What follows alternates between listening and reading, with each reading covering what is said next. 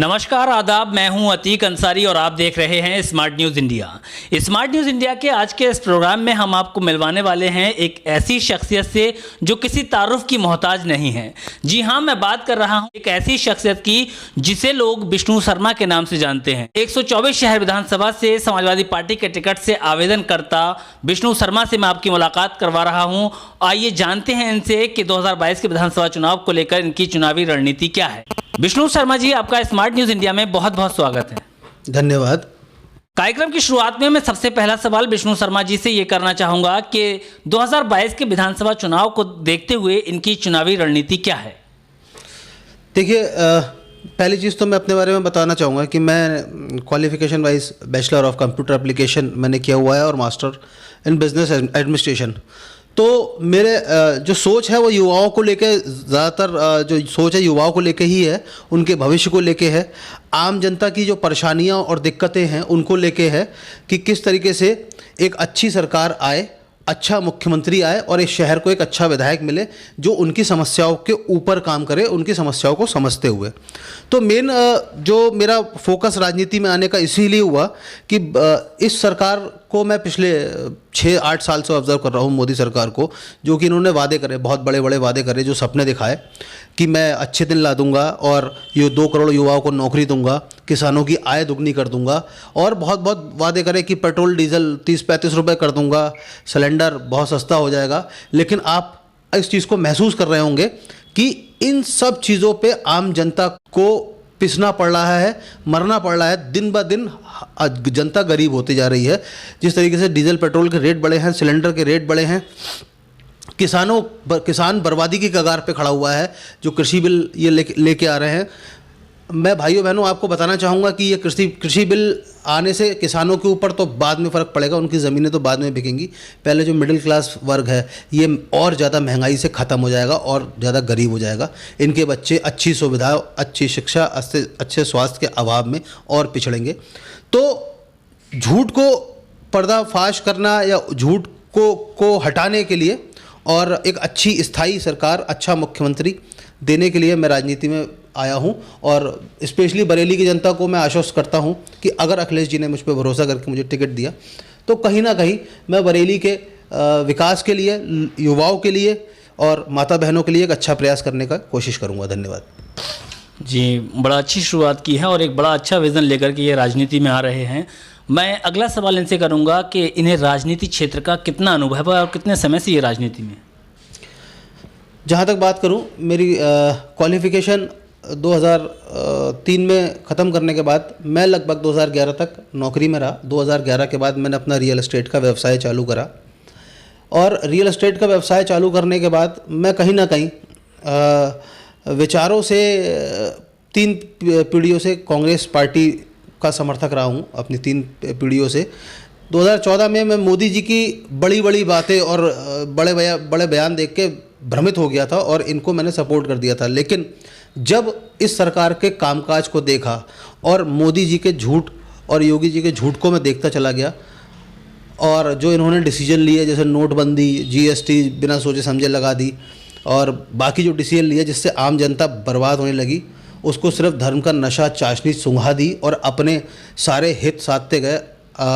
कुछ भारत के बड़े उद्योगपतियों को अमीर करते चले जा रहे हैं, जो सरकारी कंपनियां फ़ायदे में हैं उनको बेचते चले जा रहे हैं, उन चंद व्यापारियों को लाभ देने के लिए आम जनता पर टैक्स की मार थोपते जा रहे हैं कि ये जनता के ऊपर डीजल पेट्रोल और हर एक चीज़ के ऊपर टैक्स लगा के महंगाई थोप रहे हैं और उससे जो कमाई कर रहे हैं उसका लाभ कहीं ना कहीं चंद व्यापारियों को तिजोरी भरने के काम कर रही है ये सरकार। जी, बड़ी बात कही है कि मौजूदा सरकार जो भारतीय जनता पार्टी की सरकार है वो उद्योगपतियों की सरकार है और उद्योगपतियों को ही आगे बढ़ाने के लिए देश की जनता को जो है, उत्तर प्रदेश की जनता को जो है महंगाई से जूझना पड़ रहा है। मेरा अगला सवाल सर से ये है कि अगर 2022 का विधानसभा चुनाव जीतकर आप एमएलए बनते हैं तो 124 शहर विधानसभा की जनता के लिए आपकी प्राथमिकता क्या रहेगी? देखिए, मेरी सबसे पहली प्राथमिकता जो रहेगी, मैंने आपको बताया कि देश का युवा या देश का पुरुष वर्ग अगर अच्छा कमाई कर रहा होता है या अच्छी पढ़ाई कर रहा होता है तो वो अपने परिवार में खुशहाली लाने का काम करता है। तो मैं स्मार्ट न्यूज़ के माध्यम से बरेली की जनता को ये संदेश देना चाहूँगा कि जो मेरा पहला प्रयास होगा वो देश के युवाओं को, बच्चों को अच्छी शिक्षा और रोज़गार के साधन बरेली में उपलब्ध कराना रहेगा। बरेली में बहुत सारी सब अपार संभावनाएँ हैं और मैं खुली सोच का व्यक्ति हूँ और उन संभावनाओं में से अच्छी संभावनाएं तलाश के यहाँ की जनता को अच्छा मौका देना का प्रयास करूँगा। यहाँ पे कुछ इंडस्ट्रीज़ लगाने का, साथ ही साथ कोशिश करूँगा कि अखिलेश जी अगर मुख्यमंत्री बनते हैं तो बरेली में मेट्रो का प्रस्ताव मैं पारित कराने के लिए जी जान लगा दूँगा। अच्छे स्वास्थ्य की बात करूँ तो सरकारी अस्पतालों में आप देख चुके हैं कोरोना काल में कितना बुरा हाल है, लोगों को दवाइयाँ, ऑक्सीजन, वेंटिलेटर की सुविधाएं नहीं थी। मैं कोशिश करूंगा कि जो सरकारी अस्पताल हैं इसमें देश के स्तर के अच्छे अस्पतालों की तरह सुविधाएं आए और आम जनता को कम पैसे या बिना पैसों में एक अच्छा स्वास्थ्य लाभ मिल सके। जी मौका देते हैं और आप लोगों ने मुझे चुना तो मैं आपका नेता नहीं, बेटा और भाई बन के काम करूँगा। 124 शहर विधानसभा के लोगों के लिए एक बहुत बड़ी बात है। विष्णु शर्मा जी का कहना है कि एक नेता नहीं, एक बेटा बनकर काम करूंगा और सबसे पहली इनकी प्राथमिकता रहेगी बरेली ज़िले में रोज़गार उपलब्ध कराना। यहाँ के लोगों के लिए रोज़गार एक बड़ी समस्या है, जिसको देखते हुए ये रोज़गार की समस्या को ख़त्म करके और स्वास्थ्य के क्षेत्र में बड़े अच्छे काम करना चाहते हैं।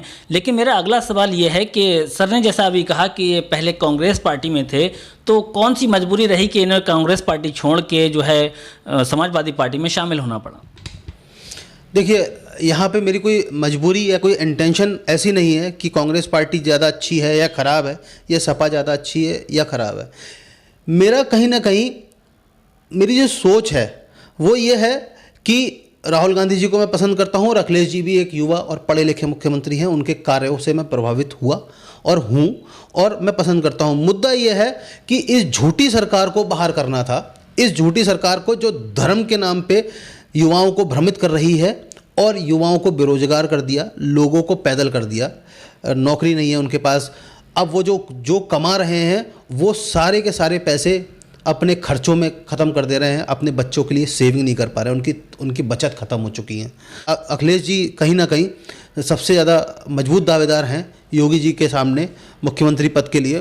तो इस सरकार को हटाने के लिए और अखिलेश जी के नीतियों से, विकास कार्यों से प्रभावित होकर मैं जो है समाजवादी पार्टी में शामिल हुआ और उसका सबसे बड़ा रीज़न कि मैं अपनी देश का, बरेली की जनता और अपने भाइयों बहनों का भला करना मेरा प्रमुख उद्देश्य है। मेरे लिए पार्टी और बाकी चीज़ें सेकेंडरी हैं।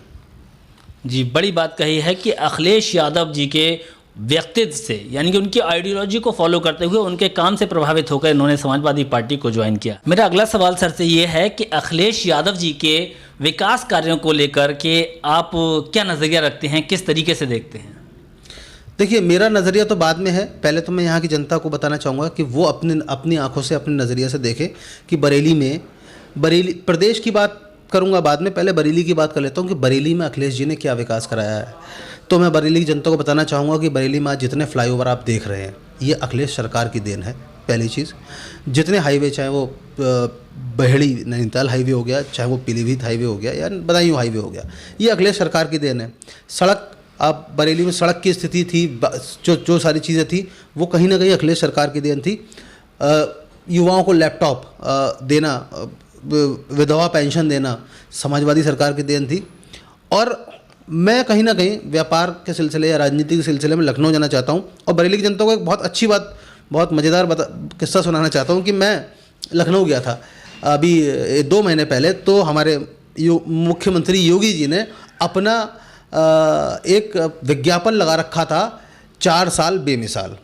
और आप सबको सुन के हंसी आएगी कि वो विज्ञापन अखिलेश जी ने जो मेट्रो बनवाई लखनऊ में, उस मेट्रो के खंभों पे लगा हुआ था, उन मेट्रो के पिलर पे लगा हुआ था कि 4 साल का विकास योगी जी का बेमिसाल है। तो झूठ आप इस सरकार का उससे समझ सकते हैं कि जो रिवर फ्रंट बनवाया अखिलेश जी ने, जो हॉस्पिटल्स बनवाए और जो फ्लाईओवर्स, उन पे योगी सरकार अपने विज्ञापन कर रही है। तो इस सरकार का काम कुछ नहीं है पुरानी योजनाओं का उद्घाटन करना, पुरानी योजनाओं पे पुतवा के अपना नाम लिखवा देना, ये सारा काम इस सरकार का है। आप 124 शहर विधानसभा की जनता से क्या अपील करना चाहेंगे? सबसे पहली चीज़ मैं ये अपील करना चाहूँगा कि भाइयों बहनों कि हम अपने घर में खुशहाली लाना हमारा प्रथम कर्तव्य है। आप इस सरकार की चालाकियों को, जो चालाकी भरी नीतियां हैं, उनको समझिए। ये सिर्फ़ और सिर्फ हिंदू मुसलमान और धर्म की राजनीति कर रहे हैं। इनके आपके सुख दुख से, आपके बच्चों की एजुकेशन से, आपकी कमाई से, आपकी बचत से कोई लेना देना नहीं है। ये इन्हें अपनी सरकार बनानी है, दोबारा से आपको हिंदू मुस्लिम में फंसाना है। बहुत बड़ा सा एक उदाहरण देता हूं मैं आपको कि आप किस तरीके से इस सरकार को बनाने के बाद आप किस तरीके से पिछड़ रहे हैं। आप विश्वास मानिएगा, इस 5 सालों में आप अपने बच्चों को 20 साल पीछे कर चुके हैं। उस चीज़ का आप उदाहरण के तौर पे समझिए कि अगर कोई परिवार आज से 5-6 साल 7 साल पहले 20,000 रुपये कमाता था, तो उस 20,000 रुपये में वो कहीं ना कहीं 12-14 हज़ार रुपये अपनी ज़रूरी सुविधाओं के ऊपर खर्च करता था। ज़रूरी चीज़ों को लेके, जैसे उसमें राशन का खर्चा हो गया, उसमें दूध का खर्चा हो गया, उसमें इलेक्ट्रिसिटी का बिल हो गया, बच्चों की फ़ीस हो गई, गैस सिलेंडर हो गया, डीजल पेट्रोल हो गया। लेकिन वो फिर भी 4-5 हज़ार रुपये महीना अपने बच्चों के भविष्य के लिए बचा लेता था। आज स्मार्ट न्यूज़ के माध्यम से मैं चैलेंज करके पूछना चाहता हूं बरेली की जनता से कि आज आप क्या बचत कर रहे हैं। पहली चीज़, आपकी आमदनी कितनी बढ़ी। जो लोग आज से पहले, मैं गारंटी से बात करता हूं कि जो आज से 5-7 साल पहले 20,000 रुपये कमा रहे थे, मैं गारंटी से बात करता हूं कि उनकी आय नहीं बढ़ी, उनकी आय में उतनी वृद्धि नहीं हुई। लेकिन आज उनकी बचत खत्म हो गई, क्योंकि आज अगर वो 20,000 या 25,000 रुपये कमा भी रहे हैं तो 1,000 या 2,000 रुपये ज़्यादा खर्चा उनके ऊपर उस महीने होता है। मतलब अगर 20,000 कमा रहा है तो खर्चे 21,000 रुपये खड़े हुए हैं। महीने के अंत में नौकरी पेशा वाले लोगों को सोचना पड़ता है।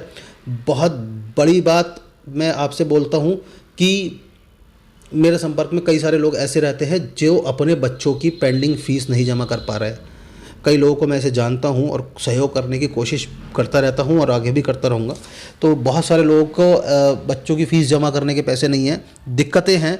लेकिन बरेली की जनता को यही अपील करना चाहता हूं कि आप युवा सोच और विकास के चेहरे को आगे बढ़ाओ। ये जो सरकार जो एजेंडा लेके चल रही है हिंदू मुस्लिम, और आने वाले चुनाव में फिर इसी के ऊपर वोट मांगेंगे, ये आपके बच्चों का भविष्य नहीं सुधारने जा रहा। एक शेर मुझे याद आ रहा है कि इस कदर वाकिफ़ है मेरी कलम मेरे जज्बातों से, इस कदर वाकिफ़ है मेरी कलम मेरे जज्बातों से कि अगर मैं इश्क लिखना भी चाहूँ तो इंकलाब लिखा जाता है। जी हाँ, बात बहुत साफ़ है और अंदाज़ बहुत बेबाक है। हमारे साथ मौजूद थे विष्णु शर्मा जी, जिन्होंने 124 शहर विधानसभा से समाजवादी पार्टी के टिकट के लिए 2022 के विधानसभा चुनाव में आवेदन किया है। मेरी शुभकामनाएँ इनके और इनकी पार्टी के साथ हैं। इसी के साथ इस कार्यक्रम से विदा लेना चाहूँगा। जय हिंद, जय भारत।